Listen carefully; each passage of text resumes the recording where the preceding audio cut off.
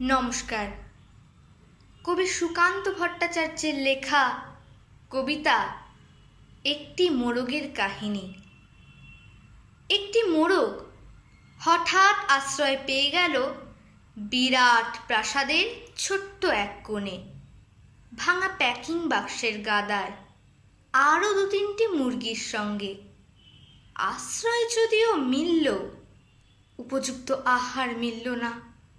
সুতীক্ষ্ণ চিৎকারে প্রতিবাদ জানিয়ে গলা ফাটালো সেই মোরগ ভোর থেকে সন্ধে পর্যন্ত। তবু সহানুভূতি জানালো না সেই বিরাট শক্ত ইমারত। তারপর শুরু হলো তার আস্তা কুড়ে আনাগোনা। আশ্চর্য, সেখানে প্রতিদিন মিলতে লাগলো ফেলে দেওয়া ভাত, রুটির চমৎকার প্রচুর খাবার।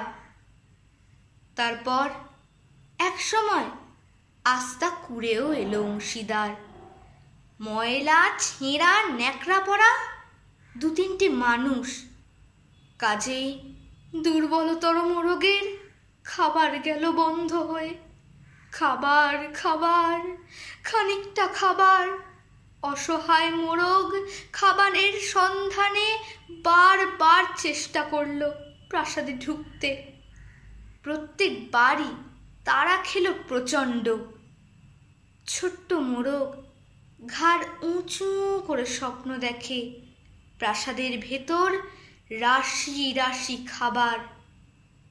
তারপর সত্যি সে একদিন প্রাসাদে ঢুকতে পেল। একেবারে সোজা চলে এলো ধপধপে সাদা দামি কাপড়ে ঢাকা খাবার টেবিলে। অবশ্য খাবার খেতে নয়, খাবার হিসেবে। নমস্কার।